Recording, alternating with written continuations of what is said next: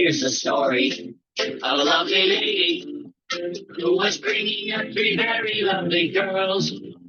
All of them had hair of gold, like their mother. The youngest one in curls. It's the story of a lady who was busy with the boys of his own. I think we got it. Should we play the whole thing? No. Okay. Hold on. This is my favorite part. Oh, no, it's not. Welcome back to another episode of Zen Pop Parenting. This is our 6th episode, I think. Close. Yeah, I think 5th, 6th. I don't know. We're rolling now. Hold on. Here comes the chorus. Oh, yeah. The Modern Family one is much shorter. Well, that's kind of the difference between having a show in the 70s and 80s or having a show in like modern times, because we are not anymore big into theme songs. No. Well, Like- and I wonder if it's an advertising thing. Like if we're going to take a minute up on a theme song, we could be selling advertising space for that. True. And I also think it's attention span. Yeah. I mean, if you watch, like we were watching something a couple of weeks ago, like the Pelican Brief or something random. Yep. And the opening to that movie takes forever. Yep. And the girls are like, move it along. But anyway, you know what we're doing today, Todd? What's the title? This is Zen Pop Parenting, as we know, where Gen X pop culture meets real life reflection. Mm-hmm. And today we are going to focus on what the Brady Bunch and Modern Family tell us about blended families. Boom. Okay. Or families in general a little bit. Families in general. The reason I want to talk about blended families specifically is because I just know a lot of people are experiencing that, where they're on a second marriage or a third marriage and they have kids, and maybe their new partner has kids, and then you're trying to bring people together. And that is kind of was my thought, but I also am fine with discussing just families. But Brady Bunch and Modern Family are famous blended families. Do you know what I mean? So really, whatever you're going to talk about in terms of them, that's always going to be a piece of their experience. Yep. Okay. So should we set the scene? Let's set the scene. I just realized I deleted my my set the scene thing, but that's all right. I can do it a different way. You just have to be When you say you deleted your set the scene thing, does that mean you've deleted all of our openings? yeah, I deleted it from Jingle Palette, but I have the audio file, so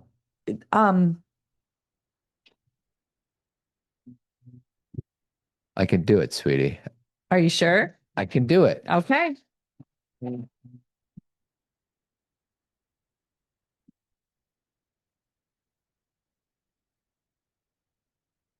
Who's going first with set the scene? You are. Okay, so Brady Bunch came out September 26th. That's Skylar's birthday, 1969. ABC, we know it was created by Sherwood Schwartz. There was 117 episodes, 5 seasons. Ended in 1974. Strange, you may think, because I was born in 1972. So how do I know every Brady Bunch episode?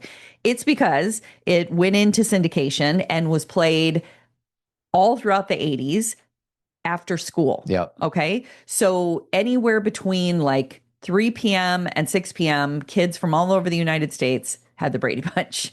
And it is a big part of it's what we grew up with. I don't even have to say a big part. It's I what was we grew up so with. excited when I came home, ate a bowl of cereal, watched the Brady Bunch. Sweetie, that's Remember When. Oh, sorry. Yeah. Forget about that. Can I say a few things? Yes. So Brady Bunch, guess how many seasons it ran for? I said 5. Oh, 5 seasons. 1969 to 1974. As we know, it is Robert Reed, Mike Brady, Correct? Florence Henderson, Yeah. Carol, Ann B. Davis played who, sweetie? Alice. Maureen McCormick. Are we gonna go through everybody in the quick, show? just Okay, for- so why are we starting with Maureen McCormick? Shouldn't we be starting with Barry? That's kind of sexist. Well, we're going in order of their age. No, we're just going in order of Okay, Marcia, Eve Plum, Jan, Susan Olson, Cindy. Barry Williams, Okay, there we go. Greg, Christopher Knight, Peter, and my favorite, Mike Lookinland. and it's not Looking Land; it's Lookin' Land. So That's Bobby. Yes, so that's Bobby. And then one other thing, this might be in the trivia thing, but Do you know it never cracked the top 30 in shows while it was on? Yeah, well, like I said, it was not a hit show. Crazy. It was only on 5 seasons, and it was not. I mean, I'm sure there's people who watched it, but it for our generation, it was all about relatability, being kids, and it was all about placement. I mean, we are all coming home from school, turning on the TV, so it just the access to it was constant. Do you want to set the scene for Modern Family? So Modern Family premiered September 23rd, 2009, ABC. Also, Christopher Lloyd and Stephen Levitan are the people who created the show. 11 seasons, way beyond the Bradys, 250 episodes. It ended during COVID, 2020, and different than the Brady. The Bradys was more of a sitcom. The Modern Family was the mockumentary style that was kind of made famous with The Office and Parks and Rec. It was more about them telling their story rather than us just, yes, we watched their story, but they also had, time to explain to us what was going on in their heads, which was different than Brady Bunch. But it also won a ton of awards, 22 Emmys, and I mean, we all know this is a defining series of the, 2010s and beyond. True. I'm trying to think of what I have. A few shows that were big back at the Brady Bunch years. All in the Family, MASH, Mary Tyler Moore, Sanford and Son. What else do I have? We watched them all, didn't you? I did not watch Carol Burnett. Oh, I did. I did not watch Sanford and Son. I did. I did not watch Mary Tyler Moore. I did. I watched MASH. Okay. And then I watched All in the Sweetie, Family. BJ Yep. or Trapper? It's a good question. I'm going to say Trapper. Oh, that's not what I thought you'd say. I thought Trapper was better. Okay. And then did you watch Trapper John MD? I did not. Was that a CBS show? I'm trying to Sure think. was. My friend Jess, one of her roommates in college, used to watch Trapper John a lot. Really? So she would fall asleep to the theme song. Yeah. What else do I have?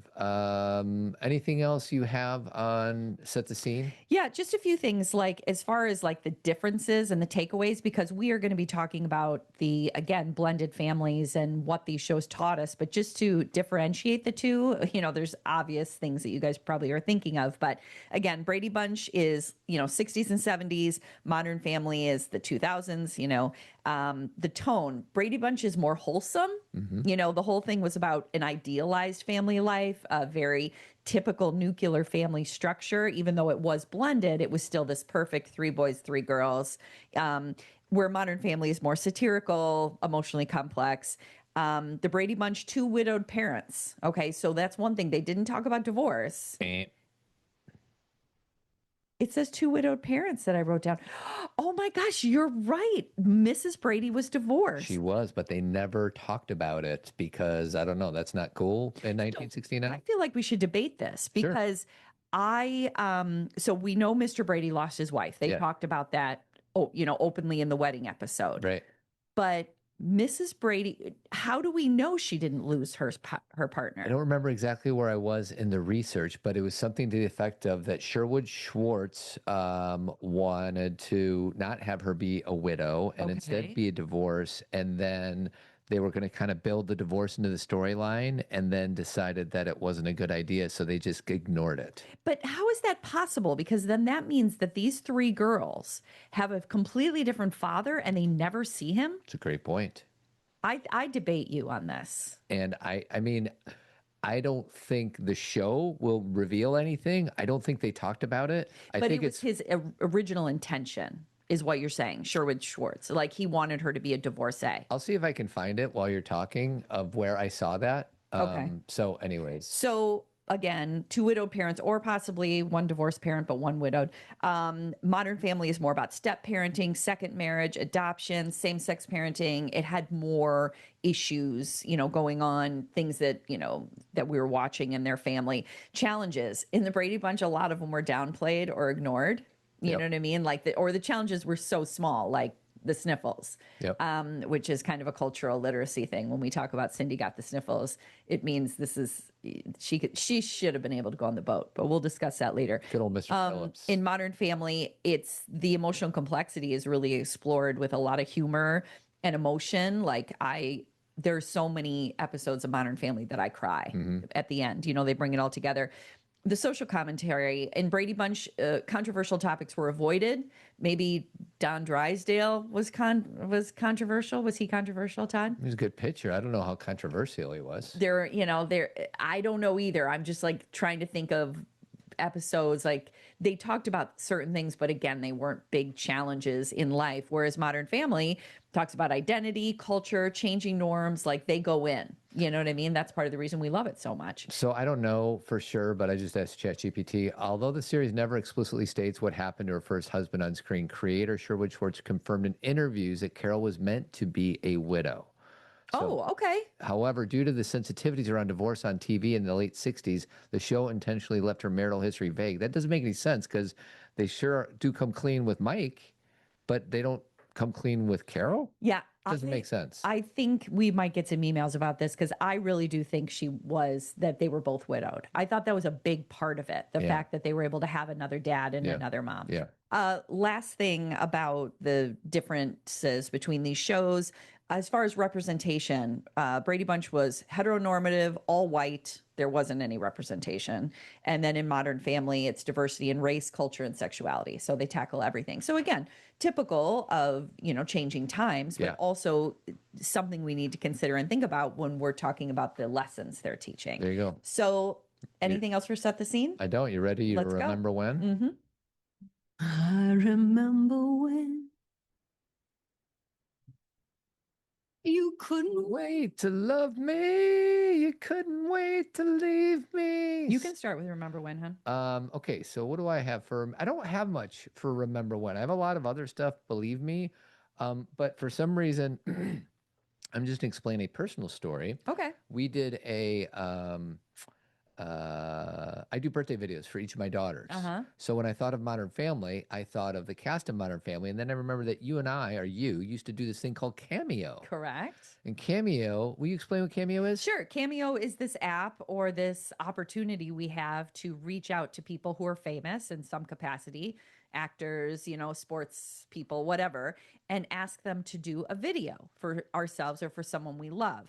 And so you basically give them a little bit of information. And then if that person accepts your request, they create a video and send it to you. So go ahead. So the actor Reed Ewing, who played Dylan, also known as D Money, we paid Reed X amount of dollars to do a birthday video for Cameron, who loves Modern Family. And I think we sometimes ask Cameron what show she likes better, Modern Family or New Girl, and she goes back and forth. Yeah. So this is the cameo that he gave to us that I put in the birthday video for Cameron. So here we go.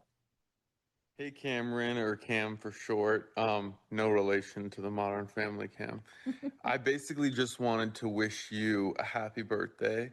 And you love pop culture. I could probably learn a thing or two from you about it. And deep thinking and deep discussions. Well, everybody knows that Dylan is also a deep thinker who likes to think about life. So I am going to leave you with this question, Cameron. What is the universe? Where do we come from? And where do we go? Okay, yeah, just think about that for a while. It's a good one. There we go. Thank you for that. Yes. So He was pleased. yes. And who else have we done cameos with? Well, that year I did 2 for her because she was obsessed with Modern Family. So we did D Money, and then she was also obsessed with Midnight Mass. So we did Sarrazin from Friday Night Lights. Yeah, who is also in Midnight Mass. And he did a really long, sweet cameo where he talked about, I mean, it was so loving for Yes. Cameron. We're like, you don't even know this girl, but it was, that's And what we've also done Dule Hill. Dule Hill from Psych, who we just named our rabbits after those guys. And we did the lady from Psych. Parks and Rec. Yes, we did. Joan Joe Calamazzo. Calamazzo for Skylar's birthday. Yeah, so shout out to Cameo. Cameos. It's a cool thing. We kind of were obsessed with it for a little bit, and I've kind of forgotten about it, but that was fun. Yeah. So I actually wrote that down under Remember When as well, Todd. But I also wanted to go back to the fact that when Todd and I were growing up, I am 53, Todd, we're both 53, that we all came home and watched Brady Bunch. Yeah. Everybody our age knew the Brady Bunch, and it holds our generation together. And I know that sounds like really grandiose or grand or, hyperbolic, but it really does, because we all have a cultural literacy around Brady Bunch. If you say an episode or a quote, maybe some people are more obsessed than others, but for the most part, so it's just something that, is really important to us. And then I will say, as far as Modern Family, our family, we might get into this when we talk about favorite episodes, but the Connection Lost episode for our family of Modern Family, that was a Yeah. lot of family. Modern Family has an episode called Connection Lost that we as a family have watched how many times? 10? At least Yeah. together. And then I think we've used some of it for the conference. We use some of it for teaching. Like, it's just stellar episode as far as communication and technology. Yeah. And so that's kind of a memory I have too of watching the show with my girls. Would But you say that that's your favorite Modern Family episode? it is, if I was to be honest, probably yes, because it's the one I've seen the most, but it's not the one I chose for that category. Okay. Okay, so random facts. Random facts. Here we go. It's 8 pounds.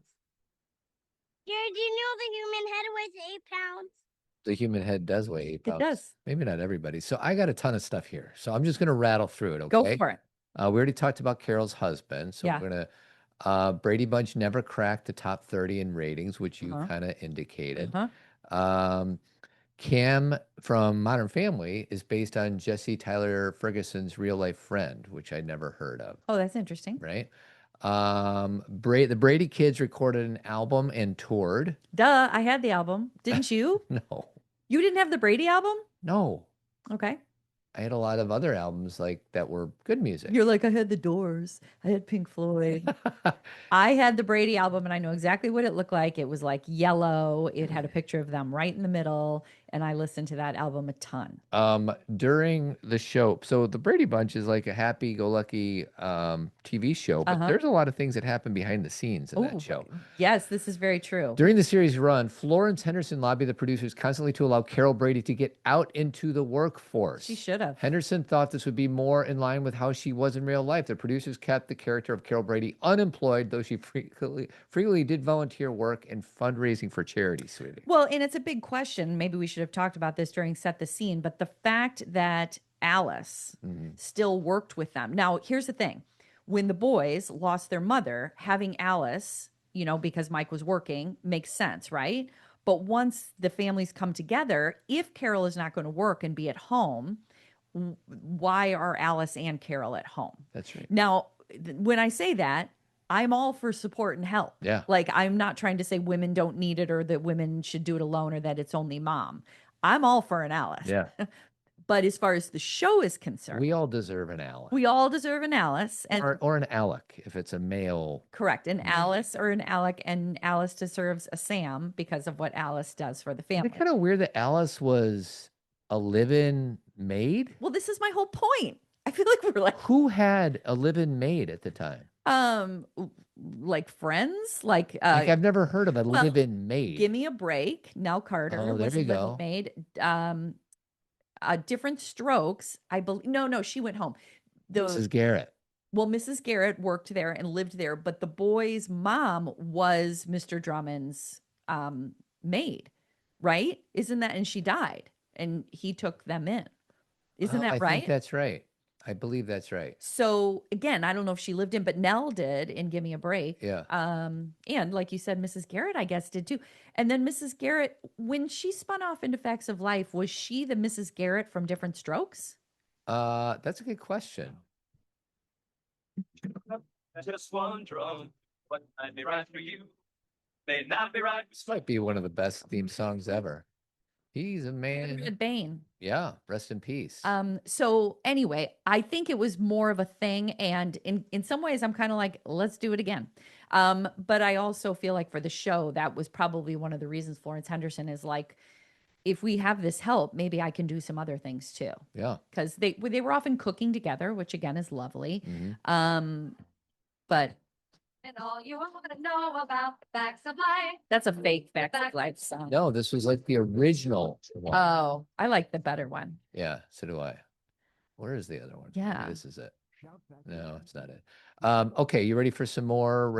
Keep going. And I got a bunch too. A scene in the honeymoon. That's I guess the second episode makes it clear that Mike. So this is the pendulum is swinging back and forth on the controversy Okay, about so Carol. stay with us. A scene in the honeymoon makes it clear that Mike's first wife had died, making him a Okay. widower. But the status of Carol's first marriage was kept a secret.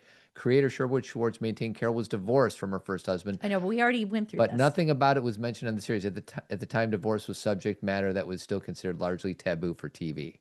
So I'm going back. I'm saying she was divorced. Yeah, no. I'm going back. Okay, but let's move forward because we already did that issue. Robert Reed was a closeted gay man. Correct. Florence Henderson noticed early on that he appeared uncomfortable acting romantically with her, and he admitted the truth to her privately.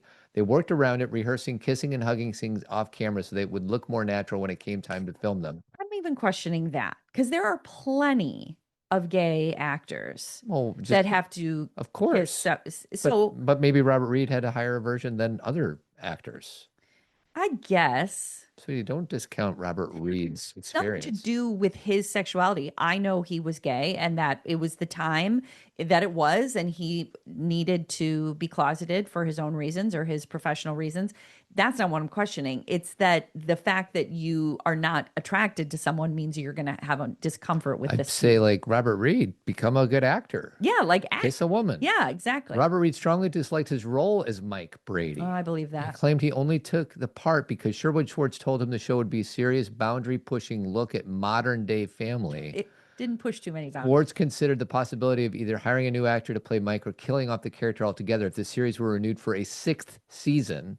Reed stayed with the series and subsequent reunion spinoffs out of loyalty to the kids. Well, I had heard, first of all, if they killed him off, that'd be so sad because then the boys would have lost both of their parents. That would be a MASH moment. That would be brutal. But I also would say that I had heard from a lot of the kids have written books or talked on podcasts. You know, Florence Henderson has spoken openly that he wasn't that easy to work with. I think he was a little bit of a, I don't want to say a curmudgeon. But by the way, there is a podcast called oh boy, The Brady Bros. Who's in it?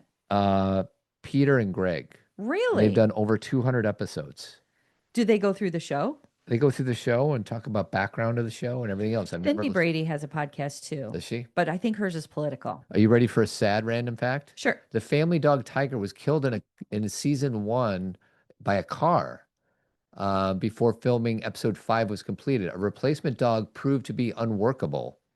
Tiger's doghouse remained on the set, though, because one of the studio lights fell and burned a hole through the AstroTurf, and the doghouse was used to hide the burned spot. So random. Robert Reed was written out of the show's final episode. Huh. And it was called The Harebrained Scheme, after an argument with the producer Sherwood Schwartz over what Reed considered a ridiculous storyline with Greg's hair turning orange. Oh, I remember from the hair one. tonic. Yeah. Because didn't the rabbits turn orange too? Weren't there rabbits in there? And didn't someone sell him that tonic? Yes. Like one of the boys, like Peter? Yes. So I got Barry Williams. Remember the surfing episode? Sure.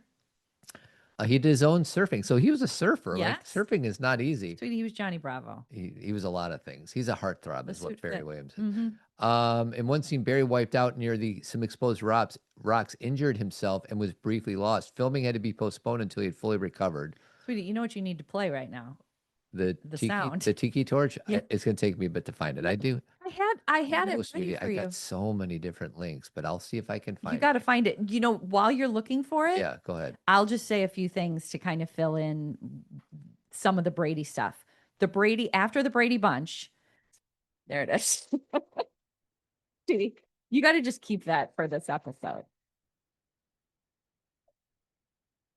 You know what the title of this YouTube clip you sent to me is? What? It says, hold on. It says, the death, what does it say? The sound of 2020, which I think is COVID. Totally COVID. Right? Everything is like, Yeah. the tiki, that tiki Right. was a mystery. Right. But let me just put this in here and then you can continue. Okay. Is after the Brady show, after the show went off, we also had the Brady Kids, which was an animated morning cartoon. It was like the kids going on adventures. And in the first season, the real kids did the cast, were the voices. Right. Okay. Then we had the Brady Bunch Hour, which was from 1976 to 77, only 1 hour. A lot of spinoffs. A lot of a musical variety show, didn't do very well. And Eve Plum wasn't in it. And she was replaced by a woman named Jerry Reichel that they would call Fake Jan. So it was a lot of sequins and stuff. It was probably very Sonny and Cher, kind of thing. Then we had the Brady Girls Get Married in 1981, which we've all seen. Yep. Anybody in Gen X has seen it, or most people have. Basically, it's just Marsha and Jan both getting married in a double wedding. And then we had the Brady Brides, which was the same year, which was Marsha and Jan living in the same house with their husbands, Philip and Wally. Why they were living in the same house, go watch it. Who knows? It was only 6 episodes, but it was all about the difference between Marsha and Jan, which is, easy info there. Then we had a Brady Christmas, 1988, which again we've all seen because we know about Peter in his nightgown. First of all, nobody remembers that other than you, me, and Noreen. So it's just the 3 of us. But for some random reason, where you're watching like a normal bad show, like a remake of the Brady Bunch, and you're like just there, and then all of a sudden Peter shows up in a nightgown, in a full nightgown. Yeah. And they don't like address it. Like this is like normal business. Yeah. And maybe there are a lot of male nightgowns. Like it's Sweetie, not shaming the decision. Right. But there's not, was sweetie. odd. It looked in like 88. something from like 1850. Yeah. He looked like he should be carrying like a candlestick. Yes. He looked like Scrooge. But still not done, Todd. Okay. 1990s, the Bradys. This was the serious reboot. You and I talked about this on a previous podcast about the Bradys dealing with real issues like Bobby getting paralyzed. Marsha struggles with addiction.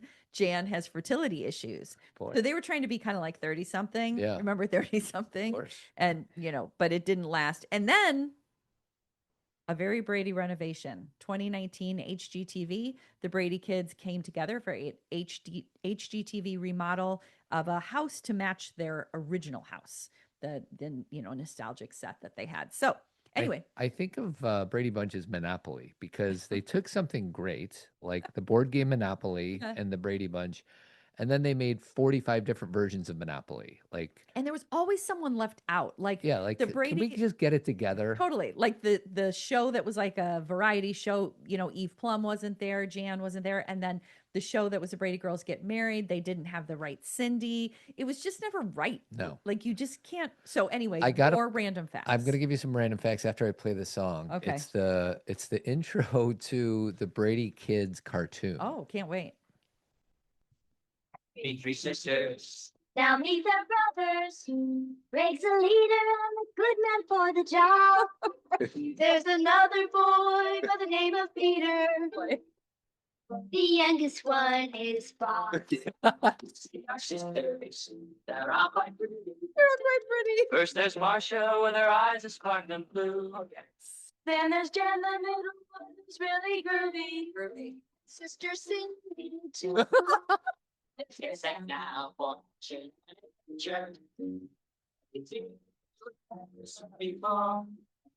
We'll meet Bob Top and Ping Pong the Panda. So Mop Top and these 2 pandas were part of the show. So there's this dog that has hair over his eyes, Mop Top, and then these pandas. So I thought that was hilarious. First of all, poor Bobby and Cindy. Yeah. It was Bobby, and then there's Bob, and then there's Cindy too. Like they didn't think really hard about the words to that theme song. Just follow suit with the whole like Greg and Marsha were the stars, and then and let's just listen. You could just hear Greg's voice. Greg's just like too cool for he's school. too cool. So he's so listen to him.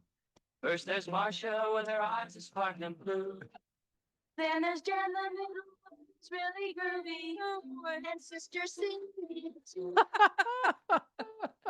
Okay. This is so great. That is so funny. And we all know this random fact, I think, has gone mainstream, but we know that Barry Williams and who's Marsha again?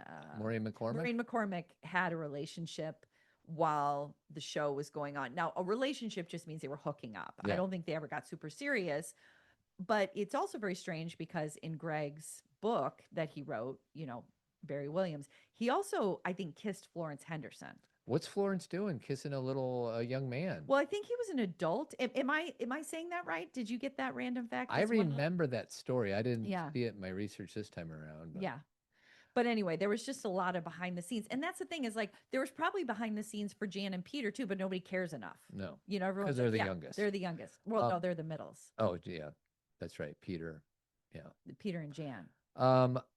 So we're going to move on over to Modern Family Random Fact. Sure, let's go. Ariel Winter, and which one was that? Alex. Alex was only 11 years old when she was cast as Alex Dunphy and was always accompanied on set by her mother. Mm-hmm. According to the casting crew, the mother was always talking down to her about her weight and performance up to the point where the producers wanted her banned from the set. Yeah. 2012, Winter was removed from her mother's home following allegations of physical and emotional abuse. And in 2016, Winter herself announced that she was legally emancipated from her parents. Correct. Yikes. And I think she ended up living with her sister. I remember that whole thing.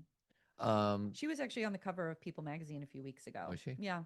The whole cast agrees that Ty Burrell is the one who's most like their character.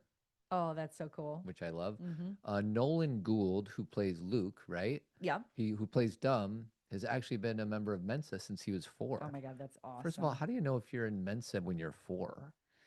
I don't know. Maybe they tested him. I guess so. In 2010 interview with Out Magazine, Jesse Taylor Ferguson said that the running joke that Jake kept forgetting that his son Mitchell is gay, and Mitchell had to come out to his father repeatedly, is drawn from Ferguson's real life. He had to come out to his real father 3 different times over many years before his father actually believed it. When Ferguson told the show's writer the story, they found it very funny and decided to add it to Mitchell's story. That's great. Jake, his dad eventually gets it. Yeah, exactly.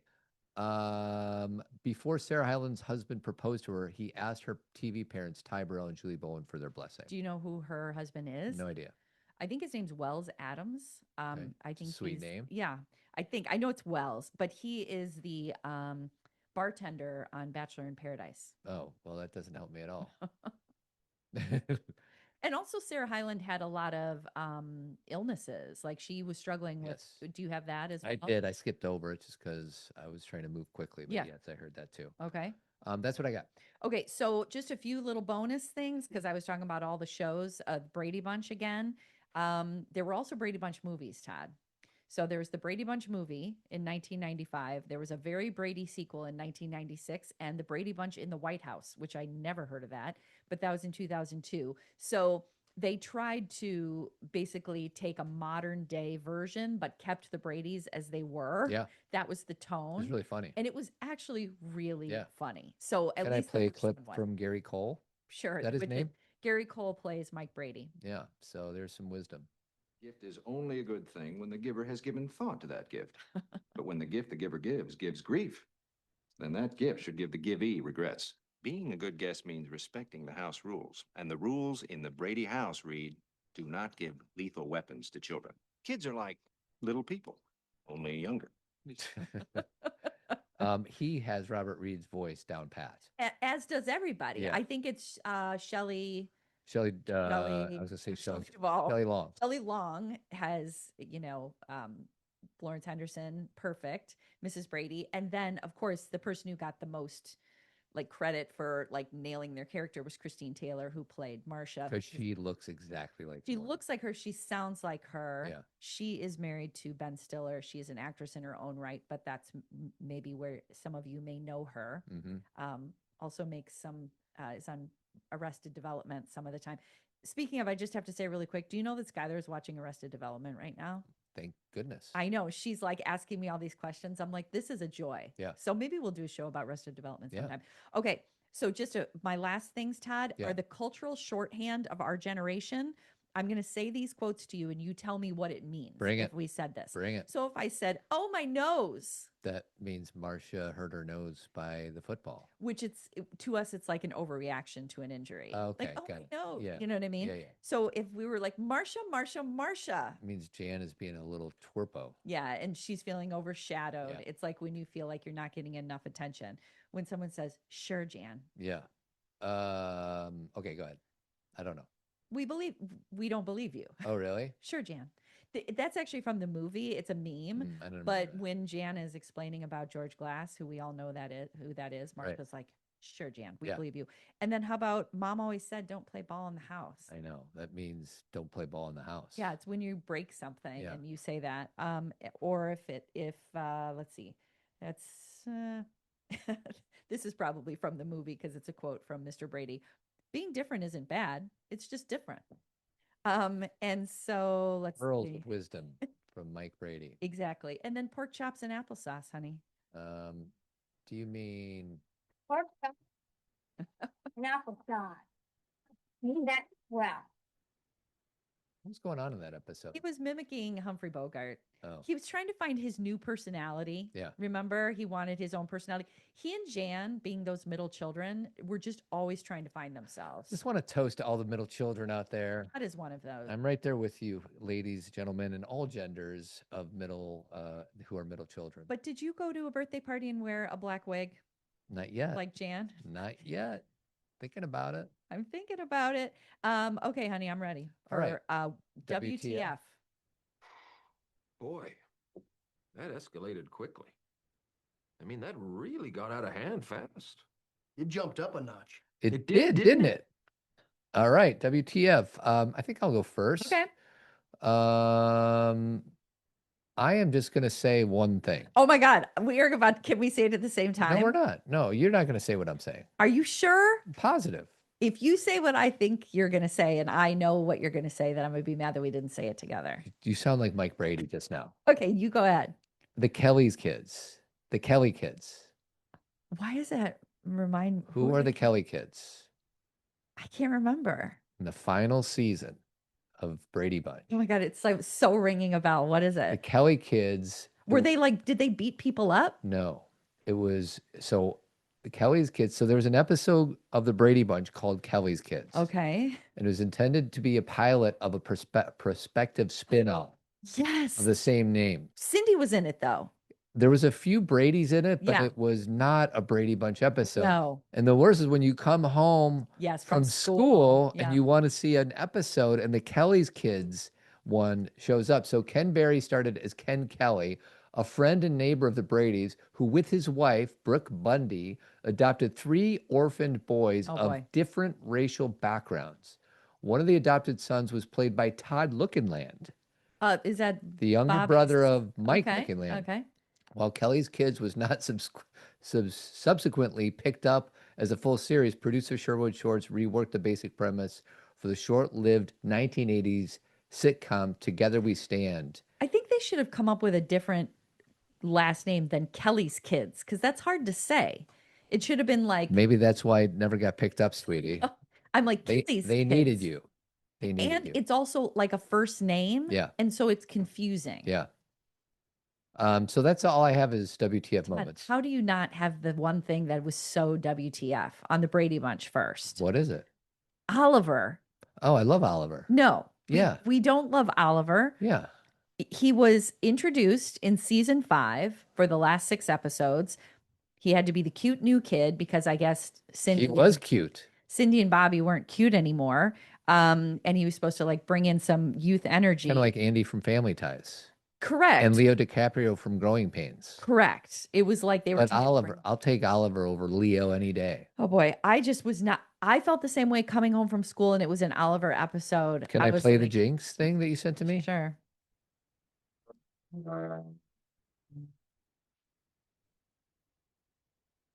Alice, you certainly feed us well. Careful you don't build that too high. The city is built on an earthquake fault. Oh, here he You comes. just begun. Yeah, it's fine.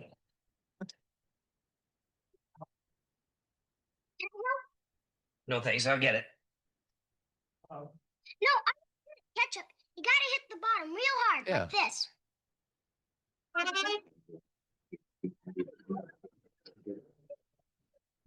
Think you got the hang of it now, Greg? I love Oliver. He was just trying to help Greg, sweetie. So, okay, I'm feeling bad because his little voice is so sweet. Yeah, he's like a little Jonathan Lipinski guy. Or like he looks like a little John Denver. Yeah. He's like baby He's a John miniature Denver. John Denver. But okay, so he sounds cute. Now I'm a mom and I'm like, okay, he's a cute kid. But when I was watching the episodes, I didn't care about Oliver. And anytime there was an Oliver, what was the Oliver episode in the one where the earring was missing? That sounds familiar. Yeah.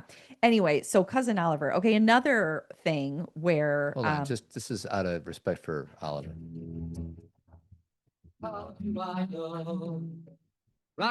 They may as well be the same person. it's basically Oliver grew up and became John Denver, even though when Oliver was a little boy, John Denver was already a man. So Yeah. doesn't quite work. No. Anyway, so one more Brady Bunch, and then I'll get into the Modern Family WTF. Okay. Aunt Jenny. Oh yeah, love Aunt Jenny. I know. Who is? Aunt Edna. Yes, Imogen Yes. Coca, who's Yeah. in Vacation. So the Aunt Jenny episode is Jan. So Aunt Jenny comes to visit, and Jan freaks out because they happen to look. Or Aunt Jenny, when she was younger, looked just like Jan, but Aunt Jenny now is a little more like Older. She's a little more goofy. She just looks older. Yeah. And Jan's like, oh shoot, I'm gonna look like Jenny when I grow up. Yeah. So I'm sad. Yeah. And she was like very upset, and that was the whole like premise. But then Aunt Jenny does this like circle where she gives everybody a gift, and she's so quirky and fun that Jan's like, I'll be like Aunt Jenny after all. But just that episode, I was like, wow, Jan, wow. Like, I guess that's kids for you. Sometimes they get like worked up about things. Didn't we all want an Aunt Jenny? Right, but she was more worried about looking like Aunt Jenny. Sure am. Here we go. Now, let's see. You dig magic, Peter? I'm a big boy. Okay, come on. Put these on me. Good old Aunt Jenny. She's got a lot of necklaces on. She sure does. She was quirky. Yeah. Okay, Modern Family, WTF. Let's hear it. And these are like, I'm trying to be fun with this WTF. I'm not really like annoyed by it. But Cam's Fizbo. Yeah. Did you like Fizbo? Not particularly. And the joke with Fizbo the clown, which is who Cam would become occasionally, is that he would show up to things that were kind of inappropriate, like to a birthday party he wasn't invited to, or like a business event, or like a funeral, or a fight. And so he just was kind of always out of place, and nobody really liked it when he was Fizbo. What about Excuse me, why are you dressed like that? Imposteur! Tu es un imposteur. You're the imposteur. If that word means what I think it means. He'd stolen Fizbo. The whimsically mismatched plaids, my trademark bold splash of pink, my blue lip. He'd clearly seen one of my online clown tutorials. Hey guys, Fizbo again. Just remember when you're applying your rouge to go easy, you're in a goose clown, not a tramp. I did not I was not a fan of Fizbo. That's what I mean. Like but that was kind of part of the joke. It was like a meta joke. Yeah. Like nobody really likes clowns. Sorry, people who are clowns who like clowns. Sorry, clown people. Okay, my last WTF, which is one of my favorite Yep. scenes, but it's so WTF, is Dylan's song. Oh yes. So Dylan has this song that he sings during one of We the might have to episodes. play this whole thing It's because called a second. Moonlight. Here we go. Actually, a song I wrote for Haley. It's called In the Moonlight. Lovely title, Dylan. Thanks.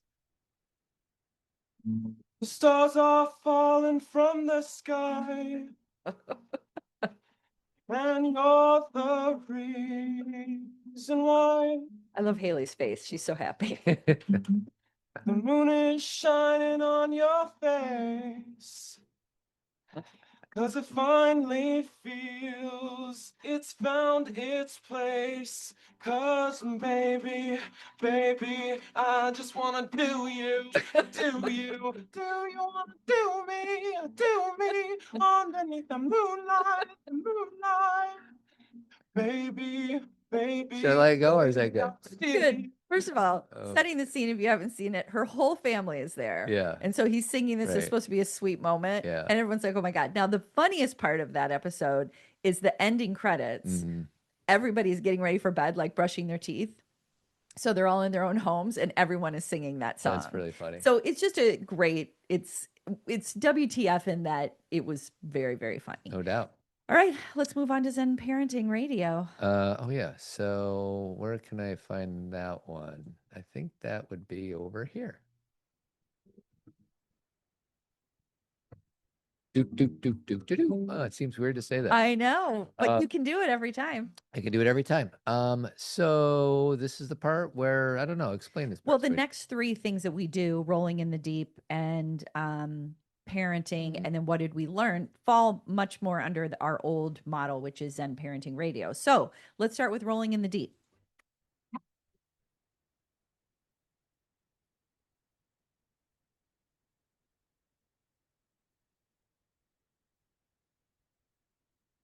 All right. Okay, so rolling in the deep is about exploring the emotional depth of, why we chose these shows. Again, we're talking about blended families, and we're talking about how they were portrayed in both shows. I'm going to just give you some like overall ideas that come from this. Okay. Number one is that family is our own. It's a construction. It's not biology, right? That's obviously true in that the girls start calling,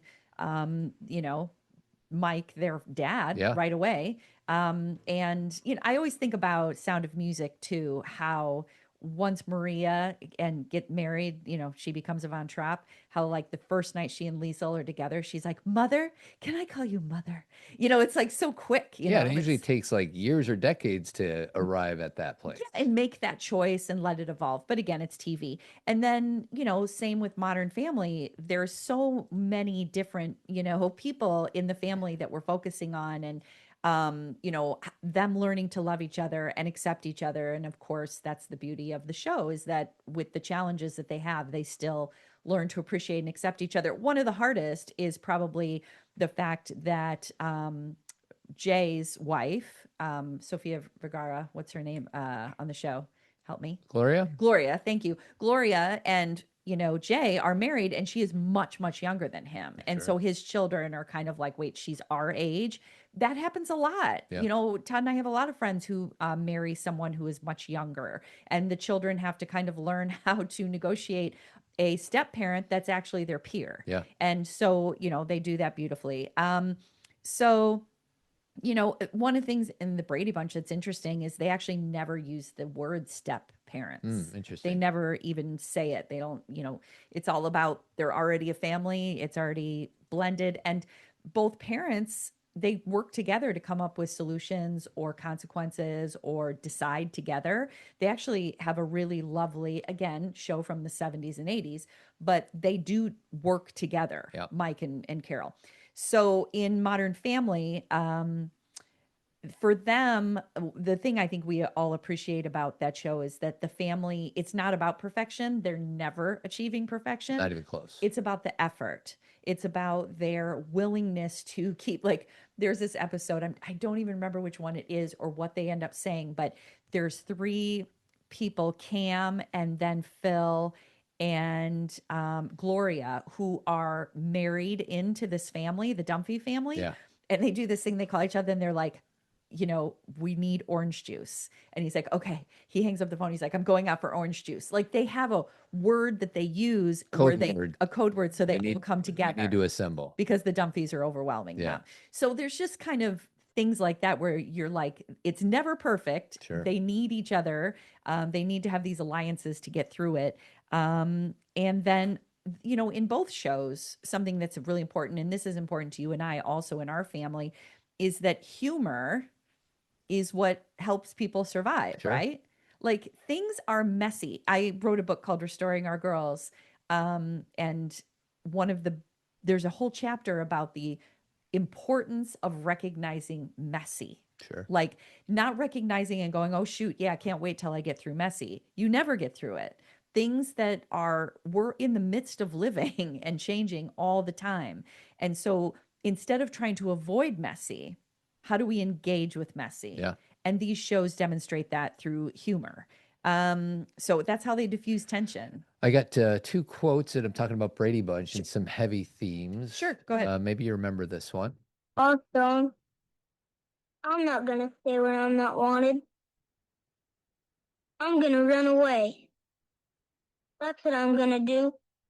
Run away. Remember poor Bobby? Yep, Bobby leaves and Carol goes with him. She's got her suitcase She at the packed her bottom of the suitcase. stairs. Because he's leaving because he doesn't feel like she has time for him, right? I don't know why. I feel like he just left out. Like, basically, something good happens to, all the Everybody. attention's on the middle kids and the oldest kids, and Cindy and Bobby are always left out. So this is probably an episode where something good happened to Cindy. Yeah. And Bobby's like, well, I guess I'm the loser here, so I'm going to bail. Yeah. This is probably a less popular theme, but you remember this one?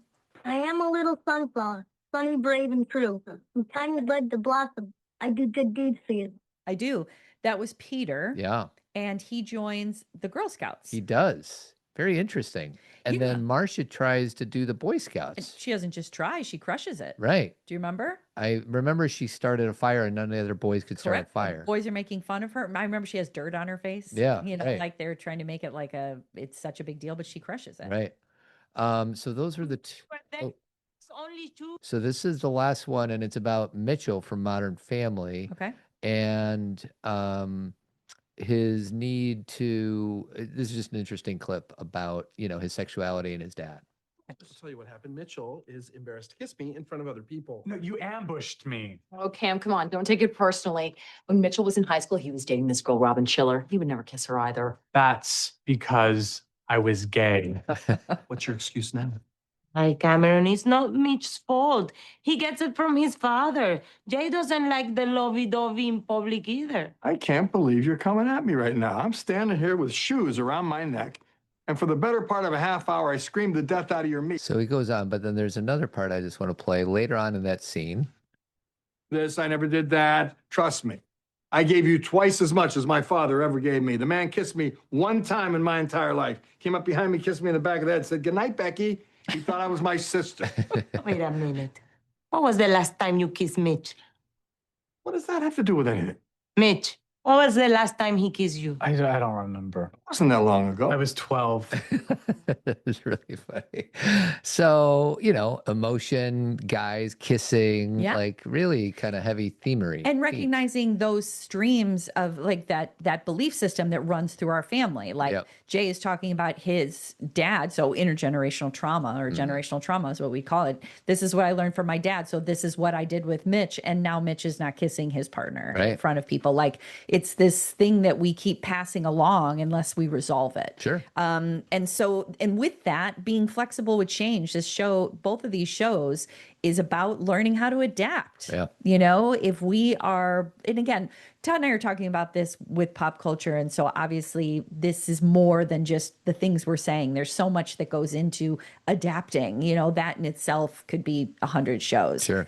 But I'm just trying to get across like that the fact that if we are blending families, our ability to stay connected depends upon our ability to adapt. We don't get to go on and say, my way or the highway, we're doing this like we used to do this, or my experience is this, therefore it should be happening again. We have to learn how to blend our beliefs and our needs, with other people and be open and curious to, what's changing. And on that note, repairing conflict.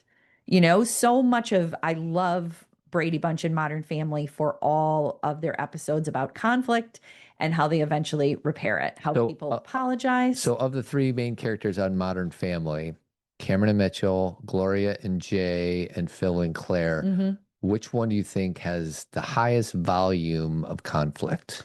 Well, I think that, gosh, Todd, I don't even know. I think Cam and Mitchell are going at it.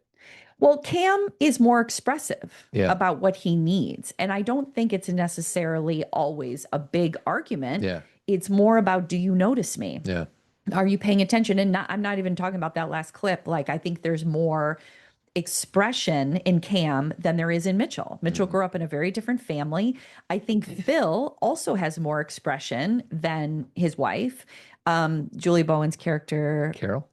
No, Julie Bowen's character. Claire? Claire, thank you. Claire is more face forward, steadfast, moving fast, anxious. Phil is more chill, but he's never really asking her to change. Right. Do you know what I mean? Like they have just as much Yeah, he disagreement. accepts her through all of her. Through all of it. And he can be super flighty. Like course. she's the one running that house. Yeah. You know, so it's not like Phil's the greatest and she's the worst. It's not that specific. It was so funny. I was at this men's weekend this weekend, and there was some dialogue about how dads are perceived as these like silly goofball clowns. Yep. And Phil is kind of that. Like he emulates that.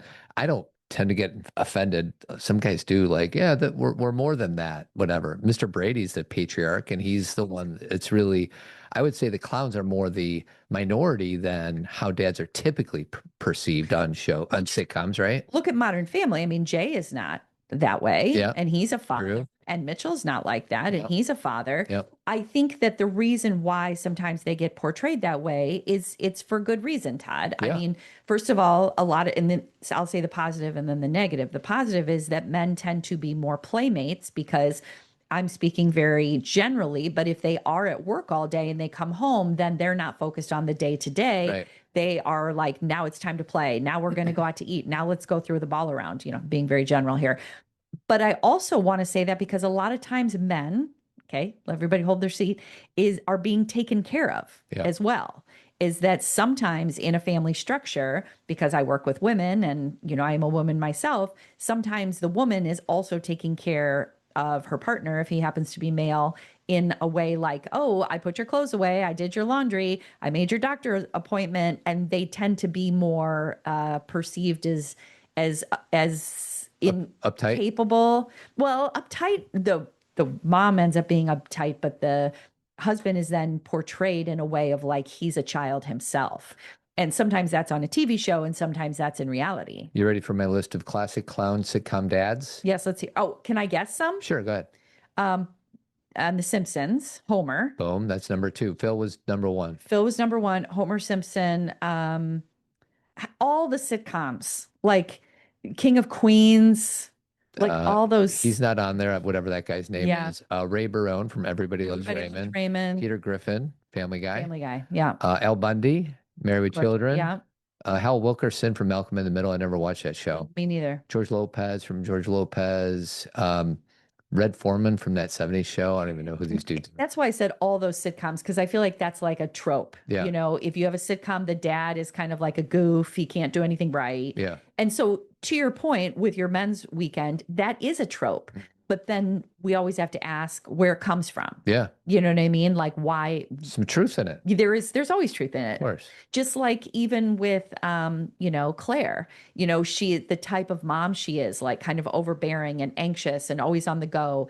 That's true too. Yeah. I know a lot of women like that. I can be like that, you know, so we see ourselves in these things and they're just like not overreactions. What are they? They're like over the top performances of things we see. Just a few more things in Rolling in the Deep. Can I go to the moms real quick? Sure, go ahead. Highly anxious sitcom moms. And that's what I asked for. Okay. You want me to say them to you? I bet Julie Bowen's on there. She's first. Yeah. Deborah Barone from Everybody Loves Raymond. Jill Taylor, who Home Improvement. I don't remember her being. Did you ever watch Home Improvement? I did watch Home Improvement. Monica Geller. She wasn't a mom. Actually, she was a mom at the end. At the very end. Marie Barone, the grandma. Okay. Right. Judy Geller. Whatever. That's Monica's mom. Yeah, they're kind of pulling from nowhere there. So again, another part of Rolling in the Deep as far as blended families is the idea of that we all want to be seen, valued, and heard. Mm-hmm. Like you just played the clip of Bobby, you know, leaving because he felt like he wasn't seen. All the times that Jan felt like she wasn't seen. I mean, there were so many episodes around that, you know, about no one recognizing her. There's so much about Manny not feeling seen when his mom and Jay first get together. There's parts about, you know, Alex not being seen because Haley is so popular. And then Haley's not feeling seen because Alex is so smart.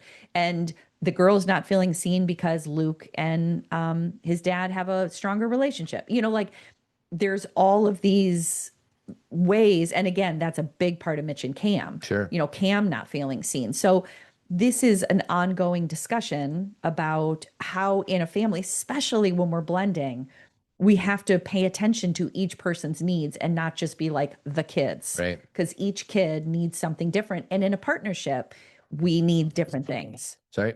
Go ahead. So the last thing I'll say, I think it's the last thing, I have so many pages on this, is that this is really important for Zen Parenting Radio stuff.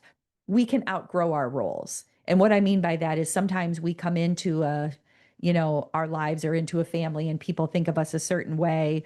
We're the funny one, the responsible one, the fixer, whatever it may be. In the Brady Bunch, Greg is the golden boy, Jan is insecure, Bobby is a tag along. But over the course of those 5 years, you see a shift. Yeah. There's a change. And because when it's time to change. And then in Modern Family, Haley goes from being kind of perceived as ditzy to being a thoughtful mom and having a really cool influencer job. Claire softens. Claire becomes a CEO when she had been a stay-at-home mom. Right. Cam learns to listen better, etc. So in Zen Parenting Radio, we've always talked about how not labeling your kids or each other, like allowing the people we love to grow and evolve rather than pigeonholing them. Where does pigeonholing come from? Is that the right word? Yeah, pigeonholing. Pigeonholing. Where do you think that comes from? Well, all you have to do is Google it if you really want me to find out. I don't know if I do. Okay, then let's let people think on that one. Yeah, everybody, you email us about that. So anyway, that's rolling in the deep. You want to hear Mike Brady? This will be good for the parenting aspect. So let me just play this. Be like you. Is this the right one? Yep. And the cats and the cradles and the suits home. Bigger boy to the man at home. When you're coming home, Dad. Don't know when. All right. So through the parenting lens, you ready to hear Mike Brady kind of do some discipline with Marcia when she was younger? All right. Marcia, did you have your mother's permission to be up this late? No, sir. Did you have permission to be in my den? It was the only place I could find that was private. Sorry if I made you angry. Hey, remember our slogan around here? A wise man forgets his anger. Before he lies down to sleep. You give me a good night kiss. We'll talk about it in the morning. Okay? Okay. He's a good dad. Was that the one where she was trying to do something nice and Yes. he got in trouble? I think she was trying to do make something for him. Yeah. Yeah. So that's a really good one. Yeah. It's and the fact that she keeps that in. What else do I have here? Philosophy. Do you guys know what philosophy is? Do you know what that is, sweetie? I'm assuming it's from Phil on Modern No, Family. it's one. I know. So you say one because I got to find it. So I'll keep going and you tell me when to stop. I've got a bunch of them. So parental issues when it comes to blending families, it comes to these shows. Blending takes time and patience. That's why I like having a lot of seasons of these shows because it shows you them evolving. Relationships don't click overnight. They grow through mistakes and shared experiences and forgiveness. So for those of you who are just blending a family, you're just starting, it's going to be messy. The blending takes time. I actually just listened to a Goop podcast with Gwyneth Paltrow and her new husband. He's not really new anymore, but her current husband, Brad something. And they were just talking about how difficult it was to blend their families and how it took years for them to kind of figure out and all the mistakes they made along the way. I thought it was really interesting. Yeah. Were you going to play something? Yeah. Philosophy. Philosophy, a hardbound collection of all the life lessons I've learned, such as always look people in the eye, even if they're blind. Just say, I'm looking you in the eye.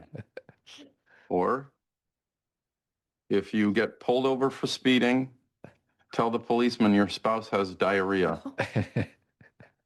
The thing that makes that scene so great is Claire's sitting there. Face. Yeah, just is that his book that he wrote? Yes. Yes, I remember the book. Yes. Okay, a few more things under parental guidance.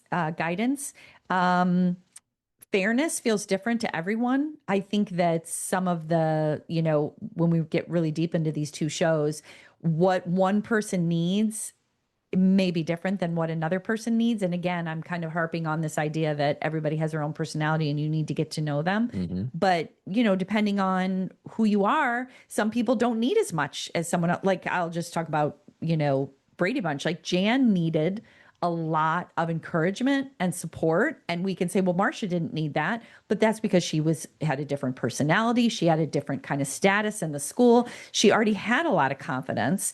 And when it came to Jan, there needed to be more support, not to feel sorry for her, but to encourage her and remind her. And obviously there was a time when that was true for Bobby and Cindy and Peter as well. You know, Bobby was trying to figure himself out a lot. Remember when he was the hall monitor? Of course. And then with that said, that means that the parents had to like balance loyalty and inclusion. One of the hardest things I think when it comes to blending families is because they're in essence all your kids now, you know, like you're coming together. So if you have these children who are stepchildren and then you have your children, and how you make things fair, you know, where you're not only taking care of your biological children, and that you have some sense of justice within the home where everybody gets their needs met.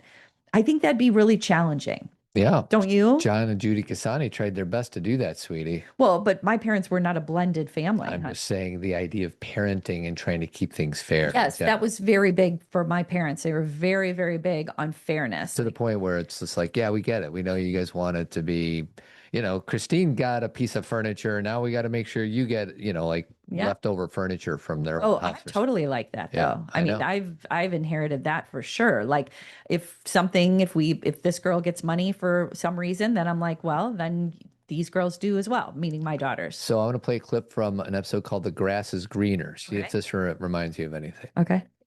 11 kinds of trees, 10 types of plants, 6 wildflowers, and 3 noxious weeds.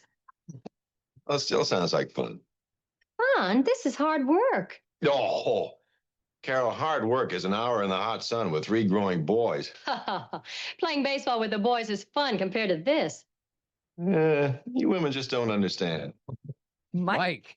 Easy. Easy, Mike. What are we going to do about him? We? Last time I got between a man and his wife was the last time I got between a man and his wife. Get all my sympathy.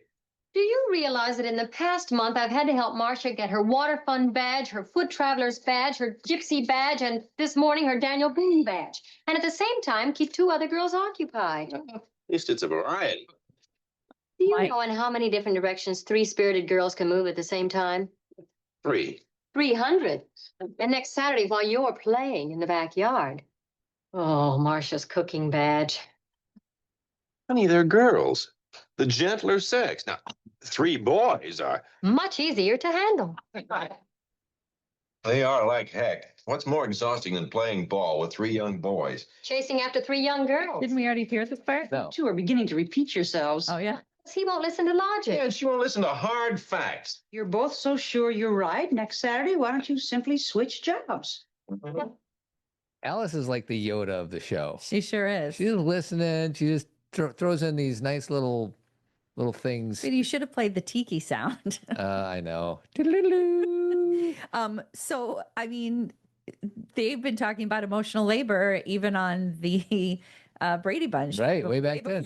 And we've done like 10 episodes on the damn subject. I know. It's always been around, and it's always this silly argument about who has it more difficult. And the thing is it's all, even though I definitely think that the whole idea of invisible labor and emotional labor, there's a better understanding of all the work that women are actually doing behind the scenes. Like that is a real thing that takes up a lot of energy and time.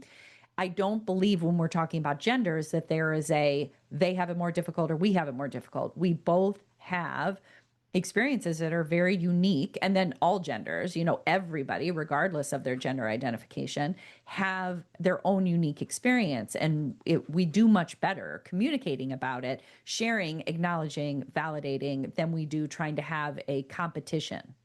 When one gender wins, all genders lose. That's correct. And that's why communication matters more than structure. Like communication is what's so necessary when it comes to families, regardless of you're blended or not. We have to be able to talk about this. The thing that, why do people do therapy? I used to talk about this all the time on our other podcasts. People do therapy because they want to be able to say what they're feeling inside and have someone validate it. Yeah, not be judged. And it is unfortunate that many people in their own families do not get that. Yeah. Children, teens, young adults, partners, all they're trying to say is, this is how I feel. Like, I don't know if you guys ever watch couples therapy, but that is such a good show for just seeing how certain couples respond to each other and how there are so many people that cannot validate each other. Yeah. It's like they're so threatened by the validation. Oh, And so anyway, so I feel like that is my parental guidance. All right.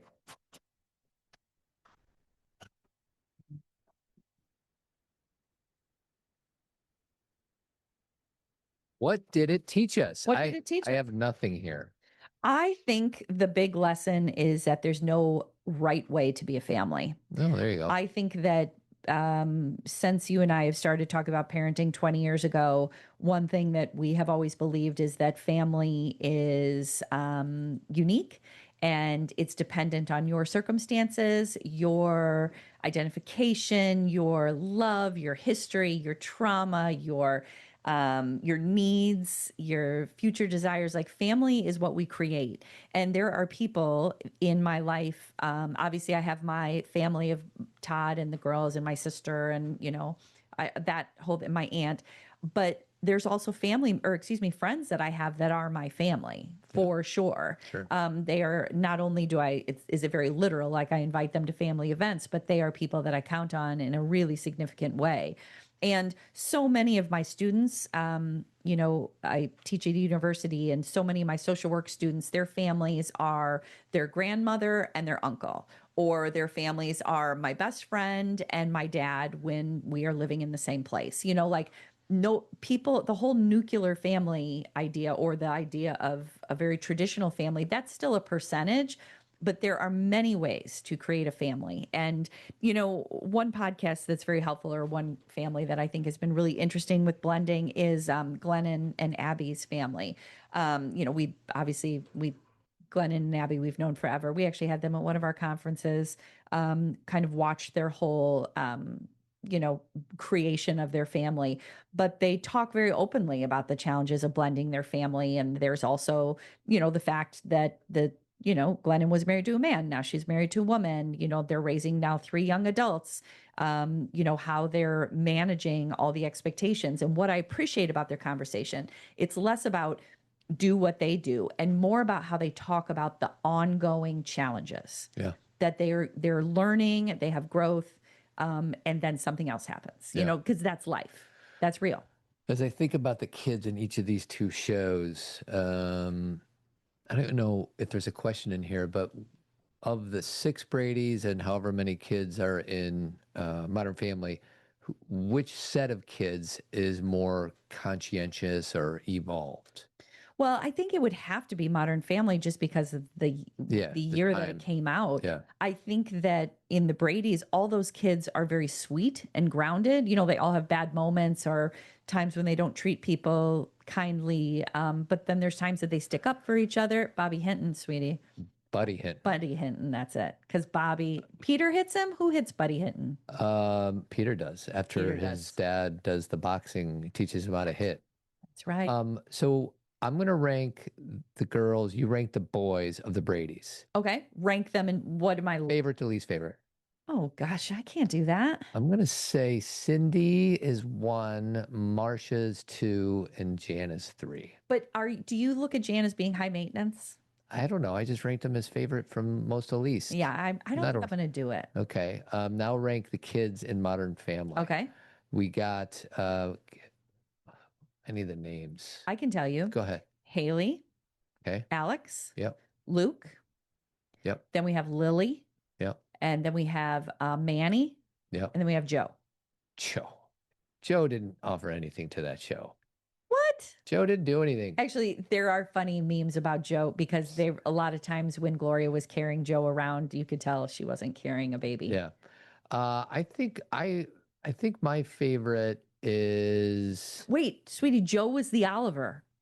Yes, exactly. How did There's we not yet make that another connection? Oliver. Yeah. Anyway, why do keep these going. sitcoms always think they have to bring in a new kid? I don't know. We already talked about, we said Growing Pains. No, not Growing Pains. No, they brought in Leo DiCaprio, but he wasn't like a baby. No, he was like an adopted teenager off the street or something. And then Andy in Family Ties. Family Ties. I'm going to say my favorite in Modern Family is Luke. Yeah. My least favorite is Manny. Okay. And then I'll just put in the 3 sisters. Lily, I didn't really get a chance to know, although she does have some funny funny lines. Lily was so funny when she was little. Yeah. All of them. See, this is the thing is when I think about Modern Family, every single one of them had an episode that I loved.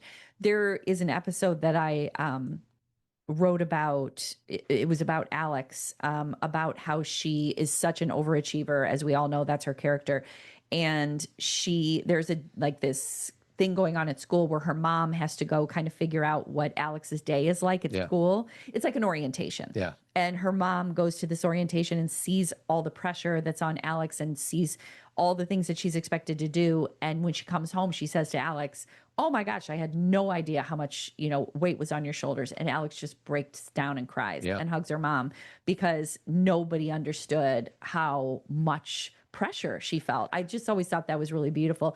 And then Haley has so many funny things when she goes to college and before that, and then Dylan, and then Luke is great too. But most of Luke, it's good because young Luke is so much better than old Luke. Because of his relationship with Phil, don't you think? Yeah, the best moments with Luke is always with Phil. So I'm now going to go over guest stars that just kind of appear on each show, and you tell me which set of stars you think is better. This should have been in anyway. That's fine. Brady Bunch, you ready? Yeah, ready. Marion Ross. Uh-huh. You know who she is? Oh God, I can remember it. You know the actress though, right? Yeah, she's on Happy Days. Mrs. Cunningham. But I can see her in the show and I can't remember what she plays. I feel like she cleans up. What does she do? Dr. Porter. Doctor. She's the doctor. Yep. Joe Namath. Yeah. He's Joe Namath. Vincent Price. Yep. He's you got to have the tiki sound, dude. I know. I got to pull it up. Let's see. Deacon Jones. You know who that is? Yeah. Football player. He was in the Glee Club. Or that was the Glee Club thing. That he gave Peter permission to stay in the Glee Club? Yeah. Don Ho. Yeah. Don Drysdale. Correct. Imogene Coca. We talked about her. Desi Arnaz. Yeah. And Davy Jones. Sweet. Don't get into Davy Jones yet. No. Okay. And now I'm going to head on over to Modern Family. Okay. Stars. You ready? Mm-hmm. I'm not ready. Family Tree. Shelley Long. Hold on to your choppers. Oh. Holding a lot more information on Modern Family, which is interesting. Well, it was on for 11 seasons. I can't find it. I had it. Now I can't find it. Well, let's try and think of them. There's so many. Lin-Manuel was on it. Yeah, and some of these people just came in and out versus like Phil's parents. Yeah. It was or his ex-wife. No, Jay's ex-wife was Shelley Long. His parents were I got it. Okay. Fred Willard. Yeah. Shelley Long. Mm-hmm. Chaz Palminteri. Who did he played? He played Jay's buddy. Oh, I was thinking that was related to Gloria. Gloria's ex-husband was Benjamin Bratt, though. Benjamin Bratt, Elizabeth Banks. Okay, yeah, she's their Cam and Mitchell's best friend. Nathan Lane. Pepper. Rob Riggle. Yeah, who is he in that? Is Gil Thorpe, Phil's realtor rival, who later Got comes it. out as gay. Yes. Those are the ones that I recognize. What about their next door neighbors? Oh, yeah. Your guy My that guy. you love. Oh, what's his name? Steve. No. I know. What's the name of the actor? I know. That's what I'm trying to come up Zahn. with. Zahn. Steve Zahn. Steve Zahn. He's like my favorite actor of all time, behind maybe Michael Keaton. That Halloween episode where they decorate their houses. What about Carol's love for Halloween? I love that about her. You keep calling her Carol. She's Claire. Sorry. Carol is Mrs. Brady. That's right. Claire is Mrs. Dumphy. Thank you. No, Mrs. Dumphy? Uh-oh. What's happening? Wait, Phil Dumphy. Before, when I was talking about the family, I was saying the Dumphy family, but really it's Jay's family. So what's Jay's last name? Pritchett. It's the Pritchett family that is really the family that everybody's trying to. I had that wrong. Sorry, everybody. Speaking of Todd, can I bring up something from an old show? There we go. Thank you. More tiki, just like more cowbell. Did you get scared during those episodes? Of course. Yeah. Okay. I got scared when they rode the donkeys down the Grand Canyon. I was like, that's scary. I want to say something. We did an episode. Our very first episode was about MTV. Mm-hmm. And Todd, you kept mentioning Taylor Swift and Kanye. Mm-hmm. And that was VH1. That wasn't MTV.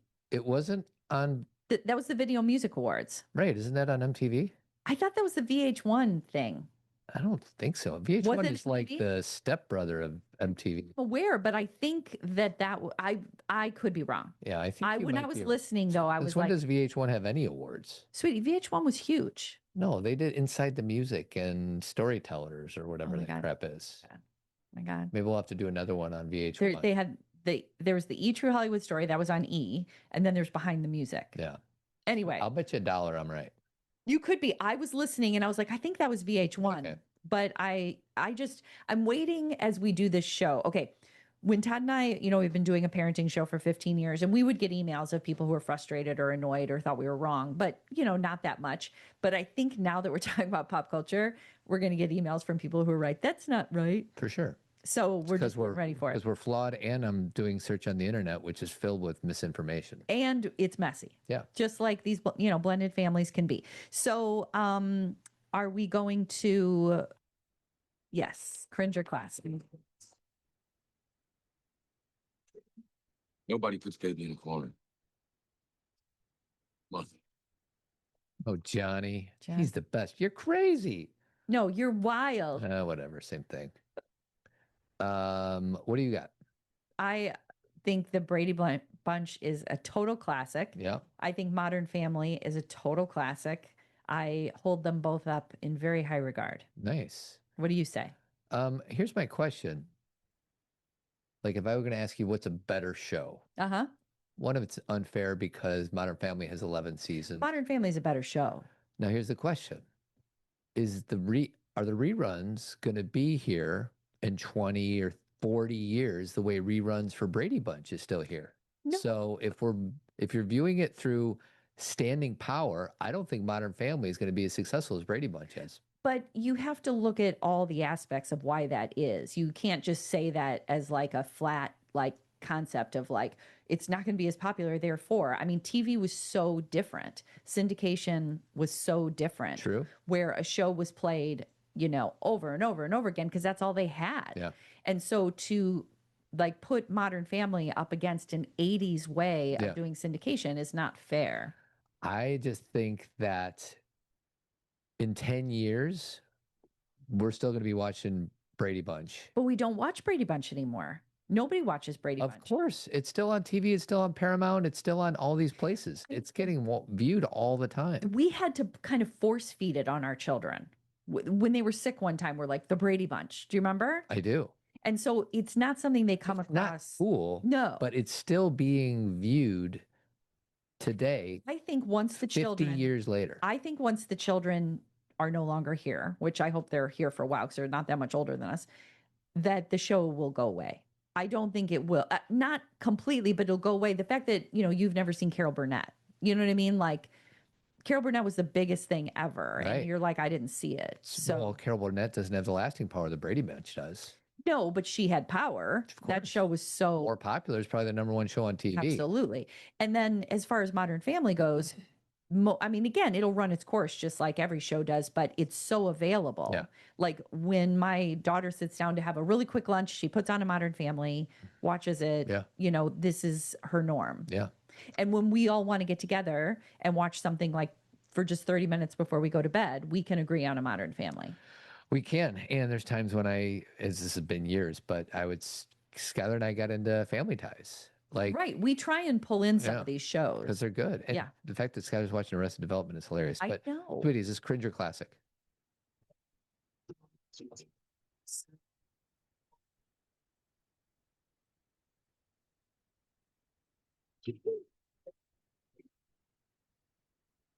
Got to get the next part.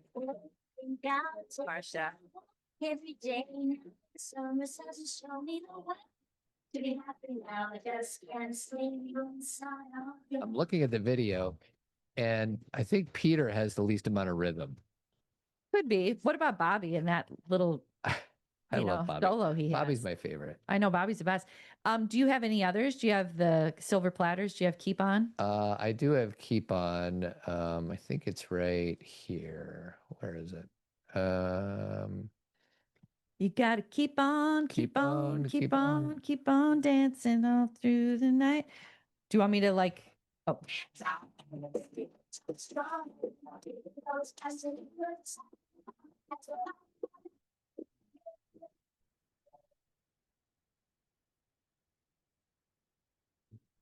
Tell us about things. Oh.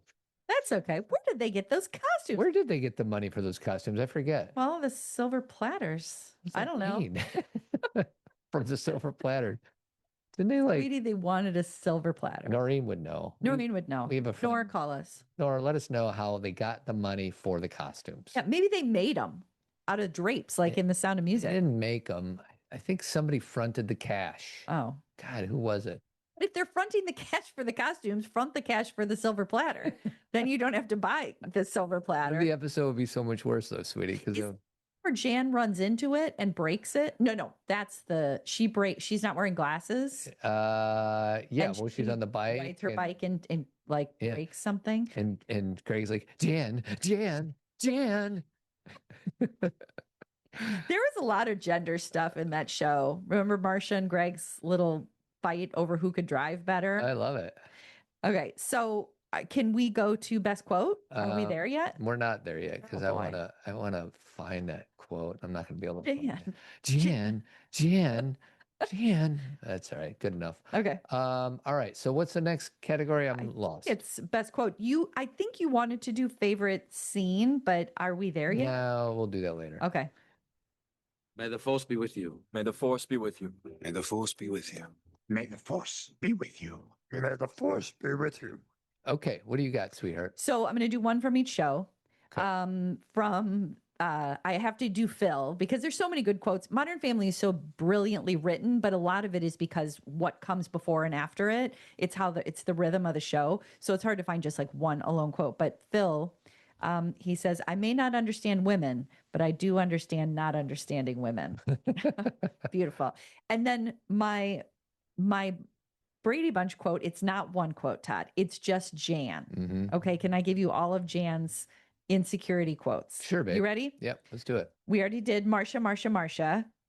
And then her next quote is, "All I hear all day long is how great Marcia is at this or how wonderful Marcia is at that." Marcia, same one. "I'll never be as pretty or popular as Marcia." Then she says, "I'm ugly, ugly, ugly, ugly." This was about getting glasses. Then when she didn't want to go out with this guy, she said, "Oh, I can't go. Something suddenly came up." I think that was given to her by Marcia. Yeah. Just tell him something suddenly came up. Then when Jan's like kind of losing herself, she's like, "Maybe I'll just dye my hair black and become a new person," which you haven't done yet. No, but I'm going to. And then Jan, she started talking about how she said, "Sometimes I just feel like I don't belong." There's a theme here. And then Jan says, "Why does everything have to be about winning or losing?" This is when she takes a step back from her competition and just wants to be herself. And then the final one is, "I'm tired of always being in someone's shadow," which you know who that someone is. Frickin' Marcia. It's Marcia. So I just want to give Jan her her moment. My favorite quote is this one.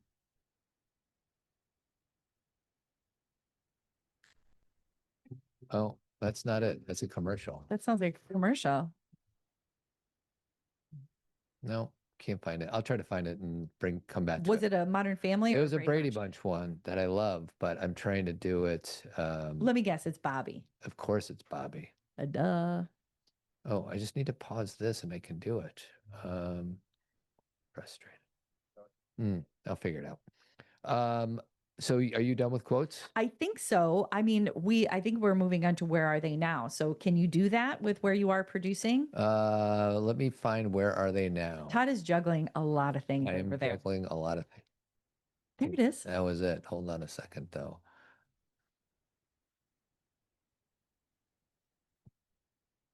Well, I'm afraid it is. Oh, Son. there's other sounds coming, and I'm frustrated with my production. Let's just cancel that part. Let's just skip it. I know. I just don't know. Now I'm playing something. Frustrated. Something's playing and I can't figure out where it is. Oh no. Well, what if I do this? Let's do this. What if I start talking about Where Are They Now? You can do that. Do you have the jingle palette of like Where Are They Now? I'm gonna have to pause this. I was doing so well. On why women kill. Is this? Okay, so can you? Oh, there it is. Can you cut all this out? Yeah. Okay, good. Rob kissed a blonde. I don't like doing that, but I will do it. There it is. So you could probably scoot back pretty far. Yeah. I will. Okay. Let me just 128.31. 128:31. And now we are at what category? I'm confused. So you were going to play a quote from Bobby. Let's see if we, that's right. Let me see if I can get that. Mother kept Jen. There it is. Talk. Come on, Tiger. This concerns you too. Pretty serious, Dad. Well, I'm afraid it is pretty serious, son. Mother kept Jan home from school today. Just thought she had a cold. Jan has an allergy. And now what? Allergy. That's something that makes you feel miserable when you get anywhere near it. Whatever it is, let's just get rid of it. Even if it's Tiger? Tiger? Jan's allergic to Tiger. And I'm afraid, boys, that they cannot live together in the same house. Oh, Dad, it's terrible. Where's Jan gonna live? Jan will live with us, Bobby, and maybe Tiger. That's my favorite line. God, I cannot believe it's taken us this long to talk about this. The reason why we call each other sweetie is because of this show. Oh my God, I got to find that. How have we not talked about that? I So know. as Todd's looking for that, I will share that Todd and I, our term of endearment for each other, which it's not even conscious anymore. We just call each other sweetie. That's just what we've always done. And it comes from the Brady Bunch, where there's an episode where Greg is going out on a date. And Bobby, again, it's a Bobby quote. Yeah. And I think it's raining or something. And he says, "You wouldn't want sweetie pie to get wet, would you?" So we used to call each other sweetie pie. I And know. it turned into sweetie. And then we stopped. I know. Well, we didn't stop. We still call each other sweetie all the time. But Sweetie, I'm more now in the babe thing. you do use babe a lot. And you know what's funny about you using babe? You used to say that it drove you crazy when people said babe. I know. Earlier in our relationship. Now I you'd have be like, jumped in. I know. Let's see if I can. Top. Now look, Bobby. You might as well do it. It's warm in here. Put the top down. Put the top. Now look, Bobby. You might as well do it, Greg.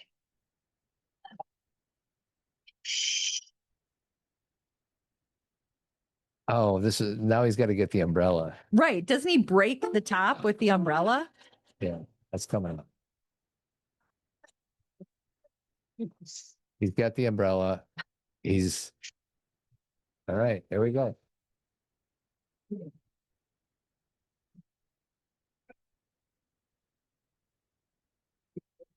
you're doing? It might rain. You wouldn't want sweetie pie to get wet, would you? There's a lot of work to get there, but it's worth it. You should cut that clip so we can play that a lot. That's right. Because that's why we call each other what we do. Anyway. Not a bad idea. It's a Brady Bunch reference, and I appreciate all your hard work in finding it. Can you now find the "Where Are They Now" sound? Where are you now? Where are you now that I need you? I got nothing because there's so many. I didn't know where to start. I'll do a really quick recap. I will not dig in super deep, but Barry Williams, he was on Dancing with the Stars in 2023. He's still on social media, big part of the fan convention circuit. He's like all over the place. I see him all the time. Maureen McCormick, Marsha Brady, she wrote a book called Here's the Story. She was also on Dancing with the Stars, Celebrity Fit Club, HGTV's A Very Brady Renovation, which we already talked about. Christopher Knight, Peter Brady, left acting for a while, but came back with My Fair Brady. He was married to then wife Adrienne Curry. There was a whole thing about that, which I won't get into. But if you're interested, look up Christopher Knight and Adrienne Curry. He was also part of A Very Brady Renovation. Eve Plum, she's a professional painter. She also was on The Very Brady Renovation, but she's kind of stayed out of the spotlight a little more. Mike Lookenland left acting to become a camera operator. Susan Olsen, Cindy Brady, she's in radio, voice, she's a podcaster, all that kind of stuff. So Robert Reed, as you said, Rip. He died when he was 59, Todd. Jeez. 1992. His official cause of death was colon cancer, but the death certificate also listed HIV as a contributing factor. I remember watching Reality Bites which is a movie from 1993 or 4, Ethan Hawke, Winona Ryder, when Ethan Hawke's character actually says, something about our generation and that, Mr. Brady died of AIDS. I was like, what? Yeah. He didn't die of AIDS, but he did have HIV. And as Todd said, he was a closeted until after he died, I think, right? Or was it well known? I don't think it was well known because, like I said, I remember being surprised by that in Reality Bites when I heard it. Florence Henderson, she passed away in 2016 when she was 82. She was also on Dancing with the Stars, etc. So, Ann B. Davis died in 2014. That's Alice. She was Alice like much younger than we thought she was when she was on the show. Of course, just like the Golden Girls were like younger 52. than me. Yeah. The Golden Girls were younger than me. Yeah. This is Sweetie, an abomination. are you enjoying your shared house with your 3 best girlfriends in Miami right now? I know. Miami is nice. So I'll say it twice. That's from Golden Girls. Anyway, so like the cast updates for Modern Family, I mean, they're real basic because they're still so around. Yeah. Like, there's nobody, because obviously we know that Ty Burrell still acts, Julie Bowen is still around, Ed O'Neill still acts, Sofia Vergara we see everywhere, Eric Stone Street, like Jesse Tyler Ferguson, Sarah Hyland, they're all still doing their thing. They're not necessarily doing Modern Family things anymore, but they have podcasts, they're in, have acting parts, all those kind of things. Yes, and by the way, Sarah Hyland's husband is named Wells Adams, so we're probably related to him. Yeah, we're related to Sarah Hyland in some way, of course. And I think that's. I mean, anything else about Where Are They Now that you would like to say? I don't think so. Are we going to do best scene eventually too? Yeah, let's do that now before we get into the I don't music. think I have a sound clip to best scene. I do for mine, and it's the funniest. It's the scene that I feel like I talk about with the girls the most, and it's the episode. I can't remember I think it's called Message Received or something like that, and it's about when Lily really wants more attention, and they are trying to teach her about the fact that she is Vietnamese and that she is, they want to teach her about Vietnamese food, etc. And she doesn't want to talk about that. When I say she wants more attention, she wants to belong more in her family. So the scene that I sent you, yep, I got it right here, it's Mitch and Cam and Lily and Gloria are having dinner. And the whole scene, and the visual is better, but we still laugh about it all the time. It's so good. Cheeseburger. This is a special soup called pho. You told me not to say that word. It is delicious. This is the food of your people. Can I get you anything else? Actually, we're just trying to teach our daughter about your country. And as I'm saying that, I'm hoping you're from Vietnam. I was born there. So was Lily. Oh, it's a beautiful country. My family still lives there. Vietnam. Lily, honey, we don't hate. I hate Vietnam. Hey, we need just a second. Lily, that was rude. I want to go home. No, it's important that you celebrate the culture of your ancestors. You are Vietnamese. No, I'm not. I'm gay. I'm gay. Honey, no, you're not gay. You are just confused. Oh my God, what is wrong with me? It's like, oh, please, we have tons of lesbian friends. Odd that you would reference our friends and not us. Also gay. We should just go. No, nobody's going anywhere until she finishes the whole soup. No, Gloria, it's fine. No, it's not fine. That's the problem with this country. Nobody cares where they come from. They just want cheeseburgers and prep school, and they have forgotten about Colombia. Okay. I can't help but feel that maybe you're bringing something to the table that's possibly not at all about Lily. I think you're right. It's just that I feel like I'm losing my children to America. They're just going to grow up and become boring old white people. Most of our friends are white, actually. Oh, jeez. Okay, can everybody just calm down and go back to their own? All these people when they say things, these people keep walking by and listening. The whole thing is so great. So that's one. I mean, besides the connection episode with all the technology, that's the episode that we laugh at a lot. So mine is this is not going to come as a surprise to you. It's a Modern Family clip. I've played it numerous times on Zen Parenting Radio. We know what it is. And at the conference, and it's Phil Dunphy at the spa getting a phone call from his wife. Phil, I need you to take care of dinner for me. What's wrong? Oh, Alex ripped Haley's favorite sweater, and now I'm driving around from store to store trying to find the exact same one before Haley finds out. Don't do that. Just explain to her what happened. Haley's not gonna understand. Sure she will. No, Phil, you don't understand. I'm trying to avoid this turning into a whole big thing. And just get her something close. She'll never know the difference. Phil, could you just take care of dinner, sweetie? That's all I'm asking. That's it. I'm just saying there's a simpler way to do this. There is no simpler way. Just make dinner. Thank you. Hello? So all the women are looking at him in judgment. Okay, I'm confused. You're saying that if she tells me she has a problem, I'm not supposed to help her? Not unless she asks for your help. But if she lets me help her, I can make her problem go away. That is such a male thing to say. Well, forgive me for being a man. Mango or kiwi? Ooh, kiwi. When you say, do this or do that, all she's hearing is, I'm smarter than you. Believe me, she doesn't think so. She doesn't want you to solve her problems. She just wants you to give her support so that she can solve her problems herself. Yes, and sometimes she just wants a sympathetic ear. Whoa. Maybe it's all the creams, but that just made sense, girlfriends. So if Claire says, I hate getting stuck in traffic, I shouldn't say, maybe you should leave earlier or don't get on the freeway. I should just say, I know, that's so frustrating. Yeah. Really? Yeah. And if she says, the waiter I had today was so rude, I shouldn't say, maybe you should just order something on the menu for once. No. I should just say, what a jerk. Hey, Phil. That is a very important clip. Yeah, in long my judgment. clips. I know, but they're good. They're best scenes, right? We're They playing are. some scenes. They are. So are we playing music game now? Let's do it.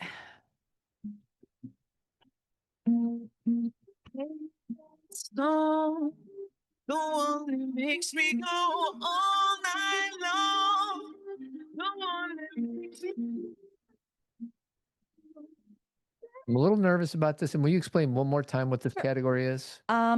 This category it's the song that captures the vibe of the discussion we're having. So it's not specifically about Brady Bunch. It's not specifically about Modern Family. It's what's capturing the vibe of the discussion we're having. You don't want to be super obvious, and you also don't want to be so obscure that nobody knows the song you're choosing. So there's this sweet spot that Todd and I are always trying to find when we're trying to find the music for this game. And I'm going to go first. Okay. And once again, I'm nervous that mine's not that good, but you keep telling me that they're good. You've done it. I've been impressed. Thank you. I'm a little nervous about this one, but Okay. here we go. And so the days float through my but still the days seem the same. And these children that you spit on as they try to change their worlds are immune to your consultation. Here we go. Quite aware okay. what they're going through. Changes. So you like it? I like it. Okay. I would give you where historically I think the last show I gave you like an A. Yeah, give me I would give you like a B. B minus maybe. Because this might be my own block. That song reminds me of so many other things Yeah. that it's hard to, but the words. Well, it reminds me of Breakfast Club. Correct. And a lot of other things that it's used in. Yeah. And so it feels grittier to me than the discussion we're having today. Like Changes by Bowie has there's a darkness in it. For sure. Do you know what I mean? Yes, I'm with you. So- I don't know if you told me what your song I is, didn't. so I got to pull it out. Let me tell you now. You ready? I'm ready. I'll give you a minute. It is by the Beatles and it is called All You Need Is Love. Oh, I've heard of that one. And while you're pulling it up, the reason I chose it is because it is kind of a classic. So we're blending together a show from the 70s and a show from, fairly recent. So I wanted to find something that was classic in between. And what we figured out in a blended family is it's going to be messy, but all you need is love. There you go.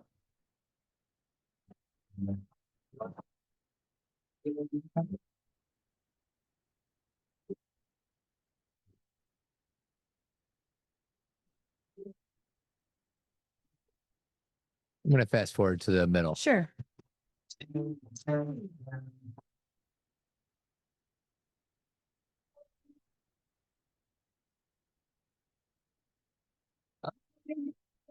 Yep. That's good, sweetie. Yeah. Yours is better than mine. Well done. Well, we just did our first on social media, everybody listening, go to social media, follow us at Zen Pop Parenting, or it still might say Zen Parenting Radio. Just follow us on Instagram or Facebook or wherever, Threads. And I am posting the picks that we have in each show, like the song we pick, and then you guys get to vote. Yeah. Which one wins. There you go. So right now we're kind of close for our most recent show that came out, but we'll see who ends up being the victor. Is it trivia time? Trivia. Okay. Almost done. I gotta find the trivia.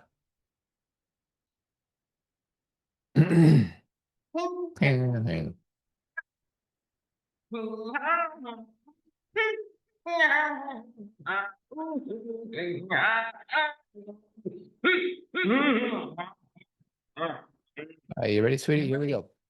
I have to find the Brady Bunch one. I think it's close. But I'm starting with Modern Family. What did Claire have to tell Cameron in Strangers on a Treadmill? No idea. Some of these are hard. That he should stop wearing bicycle shorts. I remember. Okay. What type of animal has Luke kissed on the mouth? Dolphin? Pigeon. Okay. You already answered this, but I'll ask anyways. Who acts as Manny's father? Benjamin Bratt. Very good. What was the name of the friend Cam and Mitchell called for a night out? Is that Elizabeth Banks' character? Yep. I can't remember her name. Sal. Okay. What's the name of Jay's first wife? That's Shelley Long.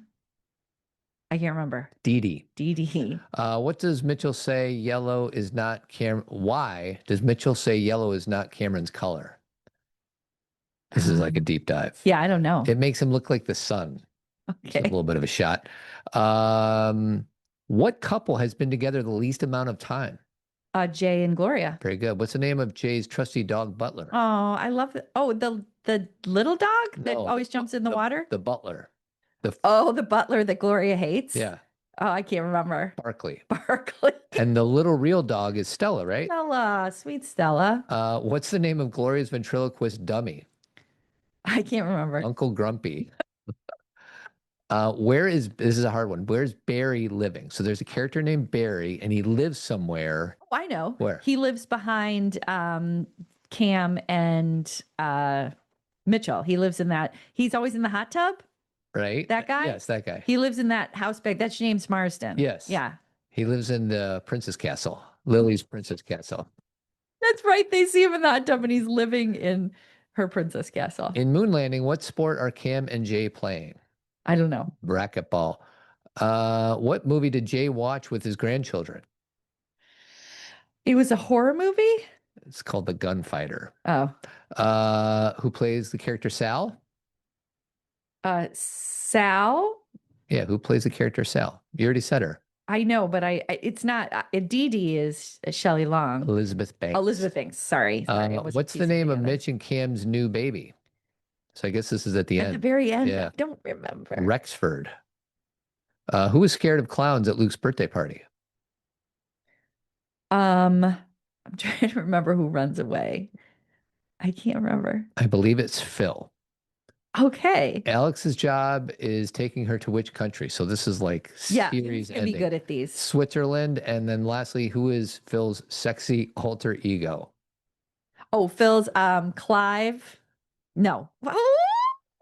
I do know this. Is it Clive Bixby? Very good, sweetie. Thank you. All right, Brady Bunch. What year did Brady Bunch first premiere? I think we already said. I think it was 68 or something. 67. 69. 69. Who created Brady Bunch? Sherwood Schwartz. Very good. What network did Brady Bunch? ABC. Very good. What sitcom preceded the Brady Bunch? Ooh. Also created by Sherwood Schwartz. Oh, not the Kelly brothers or whatever. No, that didn't work out, did it? Okay, no. Gilligan's Island. Oh. That's a dumb one. That's a dumb one. Where is the Brady house located according to the TV series? California. Yeah, LA suburb.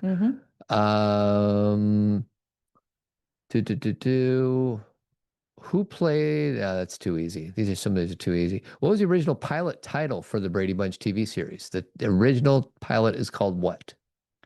Something like Three Girls, I can't remember. The Brady Brood. Oh, I wouldn't have known that. What's brood mean? Brood? It's a brood, sweetie. Okay. All the others are stupid. Okay. So Oh, last one. Which character was added in the final season to fill the age gap of the Brady children? Oliver. You know one thing that we didn't get to, sweetie. What? And this was your clip, but we didn't talk about it. Let's hear it. The music? Oh, George Glass. Hello, operator.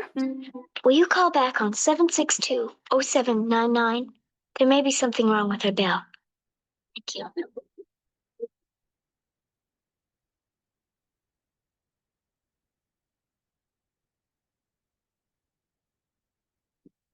Dude, that's George Glass calling. That is George Glass. Hello? Do you want to keep going, or is that it? Hi, George. This is Dan. Oh, hi, George. So thoughtful of you to call. Overacting. Yeah. Excuse me, Well, George. he's fake, so. I got some good Modern Family clips that I didn't play. Okay, just play a few because I gotta go. But watch this. So walk away, Grandpa. You know what? Oh, no. Grandpa. I do. That is such a funny Was that line. Lily? Well, no, that was Luke. Oh, that was Luke. Nobody calls him Grampy's like I do. This is a really good one. When I'm playing a new drinking game, it's called Every Time I'm Depressed, I Take a Drink. That game exists. It's called alcoholism. And then this one God, we can so take a deep dive, but I'll play this last one. I've got 2 special gummy bears you can have. Just one for each of us? Believe me, one is all you need. I guess we can get more at the concession stand. No, they don't sell gummy bears like these here. Oh, you get extra cool ones from Europe or something. Guys, how are you not getting this? It's pot. Dude, that's a funny episode. What about the episode when Phil goes on all the roller coasters and realizes he can't handle it anymore? Oh yeah. Because you and I, when we watched that the first time, we could so relate. Yeah. Because you and I used to go on every ride, roller coaster, even if I didn't love all of them. Yeah. But then all of a sudden, Todd and I went to Universal Studios one year, just the 2 of us, and we went on like all these crazy roller coasters, and we like couldn't handle it. Yeah. We like felt sick. Not bad. Not good. We not were good. Phil. What should we do our playoff music? I think either. Thank you for bringing that in. I think we should do Sunshine Day or something like that. I think we could finish with the Bradys. They came first, That's right. And, hope you guys enjoyed our discussion about blended families. Yeah. More to come. Yeah. Hour and 51 minutes. Jeez. I think next week we're talking about nerd culture. We're going Revenge of the Nerds, Weird Science, and how the nerds are now running our world. That's right. And I'm not even saying that in a derogatory way. That's what we're going to talk about. Nerd culture. See you next week.